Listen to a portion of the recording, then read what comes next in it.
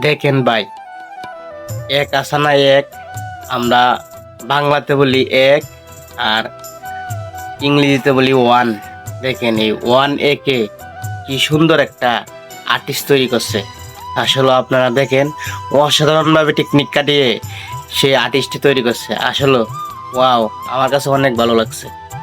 আপনারা দেখেন, দেখলে অবশ্যই ভালো লাগবে।